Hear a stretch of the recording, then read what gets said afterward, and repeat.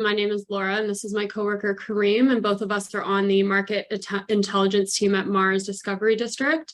As mentioned, both of us are in the fintech and enterprise software, and I personally have been at Mars for almost a year now and probably have worked with a lot of you through our services we offer. So I'm excited to get into details of what you're eligible for, and if you have any questions, feel free to raise your hand throughout, and we'll answer them as we go along.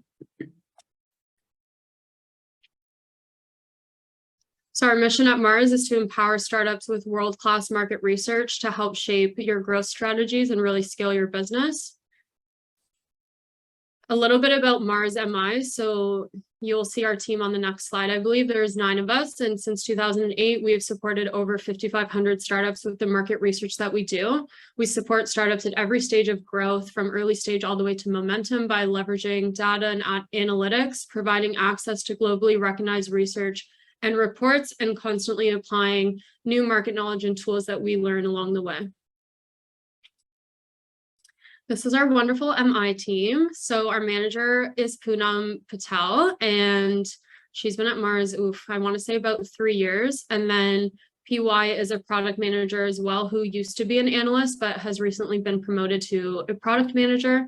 And then the remaining analysts are listed here. We each have special sectors that we are specialized in. So as I mentioned at the beginning, Kareem and I are both in fintech and enterprise, but then we also have health tech experts as well as clean tech. So depending on what your startup is and what your request is, you will be put into a bucket, and then those analysts will be responsible for helping you out. So someone like me will never be helping health tech people, which is probably for the best. And here are some of the databases that we use to help inform your insights. So I'm sure many of you know, but we use PitchBook, Global Data, eMarketer, Bloomberg, Frost & Sullivan, IBIS, IDC, Gartner, Lux, and ZoomInfo. We will get into Capital Insights and lead gen, but for example, PitchBook is only used for the Capital Insight service, and ZoomInfo is only used for our lead gen service, with the remainder being pulling those reports to really answer your research request service that everyone is eligible for. So with the BAP provincial funding program that we are a part of, Innovation Factory Ventures are eligible for the following number of requests. So per fiscal year, 40 research reports, 5 Capital Insights, as well as 5 lead gen. And throughout the presentation, Kareem and I are going to just do a deep dive on what each of these services entail, how you're eligible for them, what best types of questions are to ask, and what examples of each request look like.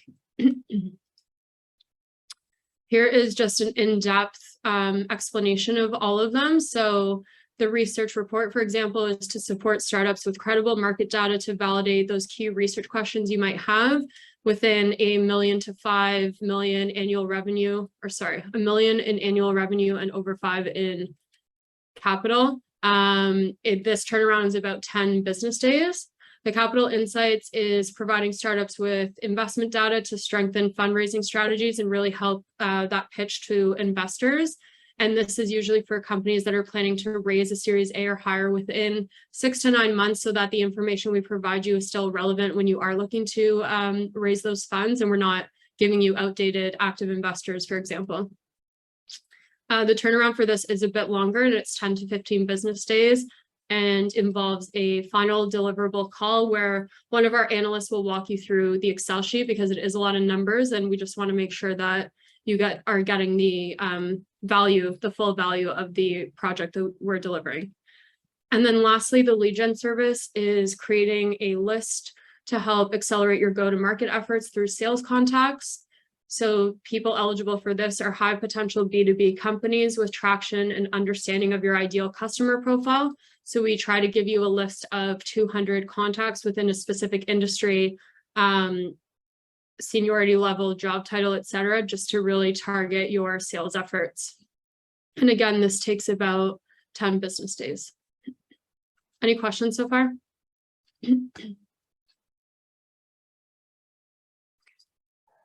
So I will be taking you through the research report service, and then Kareem will take over and do the Capital Insights and lead gen. And feel free to raise your hand throughout. So one question, where can I find credible market data for my startup? And that is through our research report service. So the ventures gain a curated set of market reports that help address any specific research questions you might have with a max value of up to $30,000.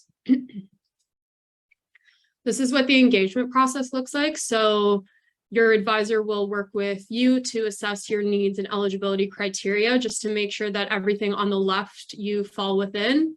The ventures then will submit a request form through the intake form that, again, your advisor will have. And if any advisor doesn't have that, it will be, it's hyperlinked in this PowerPoint. So you'll have access to that after the presentation. And then, as I mentioned at the beginning, each venture will be assigned an industry specialized MI analyst. So again, if you're a health tech or clean tech startup, you'll be working with people that have more background in that just to really make sure you get the full value and a great experience at Mars. And the request, again, will be completed within 10 business days. So we just want to highlight some limitations because we do often get questions that cannot be answered through a research report request. Some of them are listed here on the left, and I will take you through converting some of these questions into ones that we can access in the next couple slides. So for example, price lists or pricing models. The second point, lead or target list, that would be more a lead gen service. So we often do get requests in the research inbox, and we just send them the intake form to complete a lead gen service instead.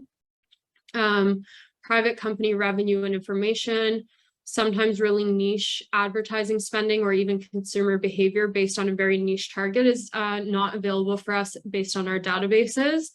Generating competitor lists or analysis, those are often a part of a advanced project that we offer, which usually is for a fee-for-service project. So again, we can't provide that in a research request. And then patent searches, primary research questions, or in-depth consumer demographics. Sometimes we get basic level ones, for example, on like e-commerce or something that's very general. We can provide a chart based off that, but it's hard for us to go really in depth for a research report request.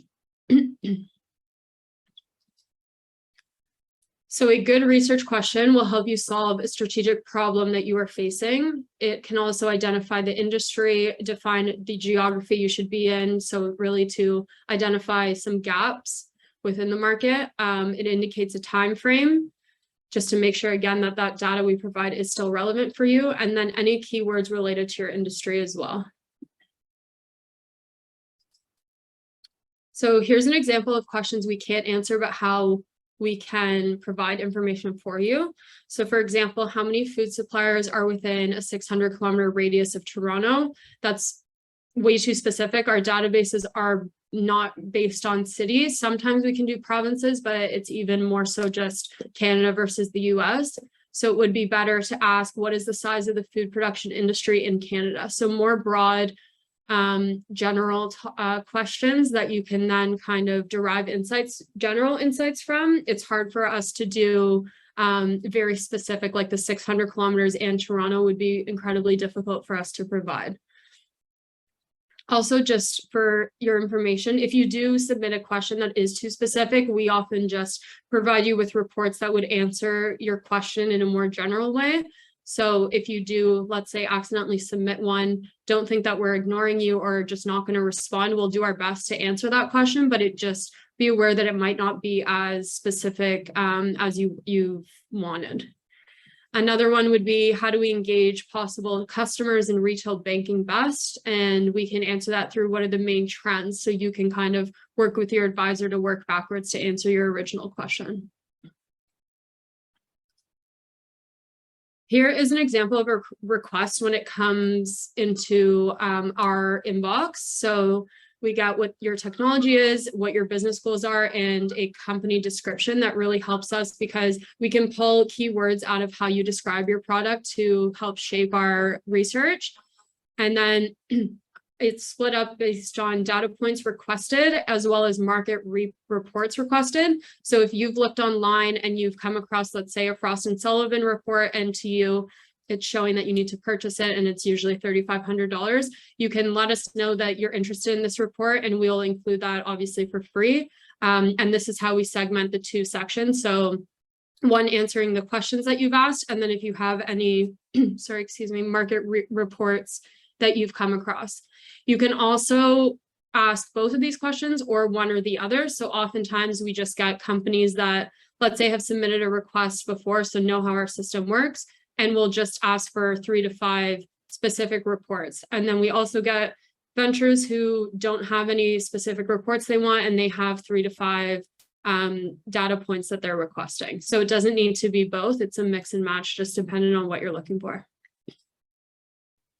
This is how we will return the research request to you. So it's through an email, and you get access to a Google Drive folder where we have put all your private reports into. So you'll get access to this email as well as all the reports that are relevant to your request. So we split up in the email, we split up the response based on your data points and then which report directly correlates to that and answers that question. So as you can see, we'll also try to, which sometimes just depends on our bandwidth, but really go through the report and give you a range of pages that answer the question. So for example, in number 1, we would try to say page 39 of this report is what you're looking for the size of coffee market and the growth. And then number 4 is an example of how we include the specific report you're requested. So we just put the database it came from, the title, as well as the year. And we try to keep our information within, I would say, about 3 to 4 years, just so again, it's really relevant, and less than that because of COVID. So we do try to give as much relevant information post-COVID, because obviously the world has changed, especially in Kareem and I space, the fintech and enterprise. So a lot of, like I used before, the e-commerce example has skyrocketed. So we won't include reports from pre-COVID that might not be as relevant to you anymore. And here is a slide of the databases we use on the left, a little bit of the description of what each of them are about. And then on the right, the chart here is what sector each database has information on. I find this to be really helpful. So if you are looking for those specific reports, you can look at what sector you fit in and then maybe target that when you're doing your own research and then request access for them through us. So for retail, if you see an eMarketer, again, e-commerce chart that I really love eMarketer, sorry everyone, that you've come across, but it's a price for you, you can then include that in the specific report at the bottom of the research request. So I find this to be really helpful for our ventures because it shows you what database is best tailored towards your sector. Any questions on the research request before we move forward to Capital Insights?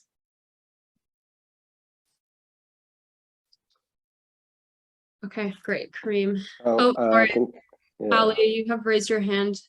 Hey guys, just well, very, very great, I would say, service, definitely very useful. Just a quick question. You're referring to, like, you know, you reach to this database or certain hyperlink or things like that. Are we gonna receive a copy of the presentation or some form of it? Yes.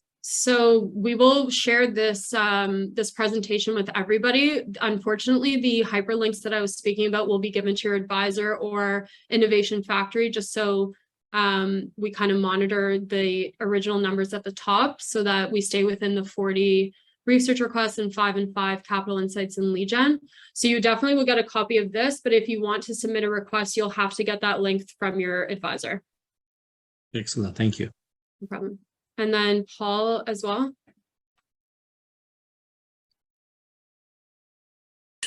Okay, can you hear me now? Yes. You mentioned a $30,000 number. How's that comprised? How do you build up that relative to the research that's been requested? So like I mentioned, the reports that you request are worth a certain amount, so they're not worth the same amount to us as they would be to you. So that number is comprised of our research hours. Usually a report request would take max 2 hours, which I believe is $400. And then each report for us is a certain amount of money. So let's say Frost & Sullivan, a report would be one report if it's $3,000. So we just kind of answer your questions to the best of our ability, but we can't exceed 30,000 per request. So we couldn't give you 10 Frost & Sullivan plus our hours because that would be 30,400. I'm not entirely, I don't know off the top of my head what the breakdown is per report per database. If that's something you are interested in, we can let Innovation Factory know to share that with you. But that's where that number comes from. Thanks. I just wanted to know the extent of questions that could be asked. And it looks like you can get, if you know what you want, you can get a lot of information. Yes, we have gotten anywhere from, well, obviously one question, but I've seen like 10 specific reports requested and then 5 database or data points requested. So it is a lot of wiggle room because we do subscribe to these databases. They don't charge us the same price you would see online if you searched it randomly. Anybody else before we move forward? Okay, great. Kareem, do you want to take over? Yeah, thanks, Laura. So Capital Insights are a cornerstone service that we provide to all our clients. So the question that might pop up that would steer you in this direction might be, what investors are active in my sector? This service answers a lot more than just that, but that is a key part of it. So we source a lot of our data primarily from PitchBook. So we curate the investment data to basically help guide your fundraising strategy. So this service is ideally for you when you're looking at raising capital within the next 6 to 12 months. So you'll have an idea of the amount that you're looking at, the valuation that you're looking at, the round itself. And from there, you would reach out to your advisor. If you could go to the next slide, Laura, I'll walk through basically the process itself. So once you have an idea that you're looking at fundraising, you'd reach out to your advisor, obviously. And from there, you would fill out the form with details on the series, whether it's seed, series A, series B, or greater than that. The amount that you're looking at, the industries and verticals that you believe you would fall under, as well as the comparators, any target investors that you want to learn more about. And basically, we'll use that information on a scoping call and dig down to make sure everything is relevant and build out the service based on that. So it'll be comprised of comparator deal history, which is mainly going to be either your direct competitors or companies that have preceded you within that industry, how they've raised funds in the past and how they've developed. Industry and vertical deal analysis, which is basically the industries that you would consider that you fall under, how the deal count has looked within several bands that are relevant to the amount that you're raising, as well as the valuation multiples and other things. The active investor list, which is a list of 50 investment entities, be they venture capital, family offices, angel groups, whichever that you're targeting, and the details on everything relevant to that. But I'll be walking through how each of those components look in the next slide. But basically, yeah, so in terms of the comparator deal history, so it's going to be comprised of the company name, their location, their description, as well as all the deals that they've undertaken with details on each. You'll see here in the slide. I'm not going to go through each, but when you get the presentation, you can get a sense of basically the data points that'll be there for each one. And basically, we provide information on up to 10 competitors, whether you'll be providing the competitors themselves or we'll be filling them based on the industries that you operate within. So the second section is the industry and vertical deal analysis. So as you can see here, we have a company that operates in the clean tech sector. So you look at, they're looking at a funding size between 1 to 4.9 million. So you can see that, okay, there were this many deals in each year, the mean amounts invested, the mean valuations, and other details that would be of relevance. The final section is the active investors, and that will be a list of all the investors that we found pertinent to that funding that you're looking at, with the filters that we look at and things that we look at when determining those being the amount that you're looking at, the series or the stage that you're looking at. So certain investors have a preference for earlier stage funding, and then all those investors would have their details associated, whether it's the contact information for the most relevant party, and all the information in terms of their preferred industry, their preferred vertical, and the amount of deals they've undertaken. Are there any questions on the Capital Insights service? Great. So Lead Gen is a new service that we piloted originally within the Mars ecosystem that we saw great success with, and now we're rolling it out to all our partner regional innovation centers. So one question that might pop up that would steer you in this direction is, how do I contact my target customers? So we use and leverage ZoomInfo as our primary data source for this. And we went with collaboration with you on narrowing down which target customers are the ones that are relevant. We build out a lead list of 200 target customers with all their contact info that you would then use to reach out in your go-to-market efforts. So this is ideally for B2B startups, not really for B2C as much, just because relevant data isn't as available on ZoomInfo, but for B2B startups that are currently selling their product and technology and looking to support their sales team with good lead lists, this is a perfect fit.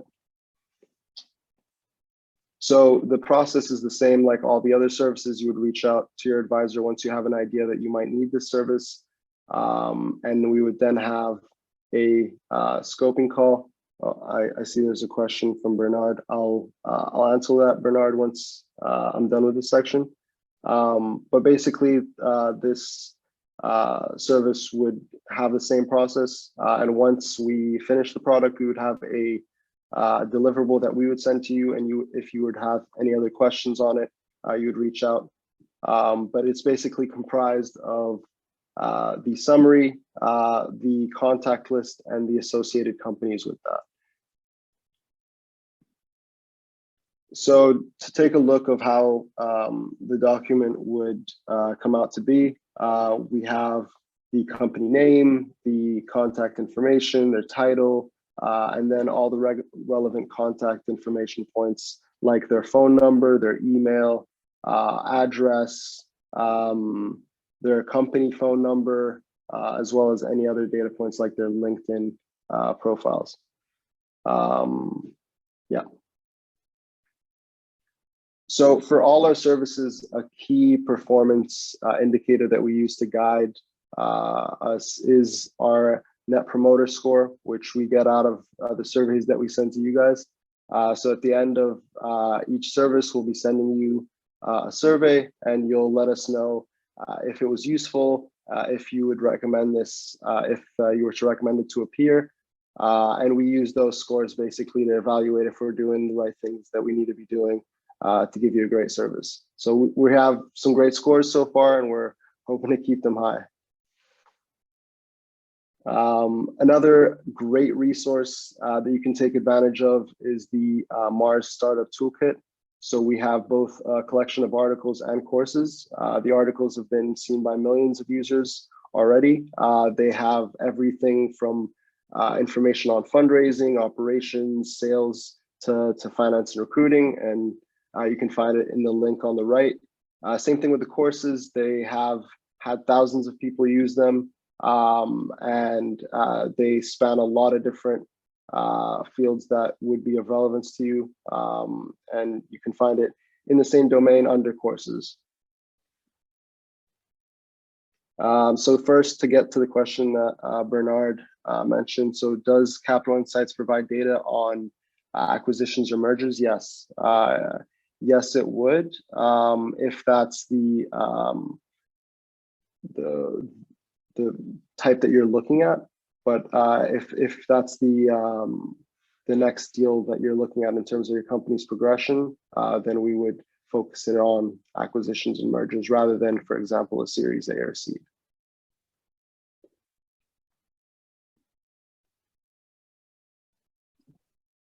Any other questions?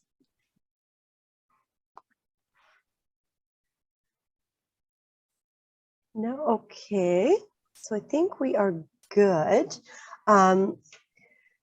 Basically, if you do have any questions while you're digesting all of this information, please feel free to reach out to your client services manager, and they can either answer that themselves or get in touch with the market intelligence team at Mars. I will send out this presentation as well as the recording and more contact information, basically, and instructions on how to pursue on getting your first market intelligence report. So, oh, never mind. We have a question. Okay. Yeah, hi, can you hear me okay? Yes, we can. Okay, thanks. Just a quick question on the reports. And I just want to confirm. So when we request a report and you provide it to us, is that for our internal use only? Can we share it with clients? Can I share it on my website? I'm assuming the answer is no, but I wanted to ask. Yes, it is for internal use only. That's based on our contracts with the databases. So they don't want everyone getting access to their reports that are usually for a certain fee. So you can use it obviously internally. And then if you are trying to use it, let's say in a pitch deck that will be sent out, you can just reference it, but you can't actually include screenshots or the report itself. Okay, thanks. Anything else?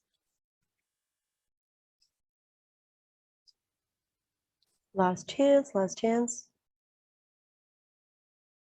Okay, perfect. Okay, well, thank you, everyone. Thank you, Lauren and Kareem, for joining us today. We really appreciate it. And I hope everyone has a great rest of their day. Thanks, everyone. Thanks, Thanks, guys. everyone. Take care. Bye. Bye.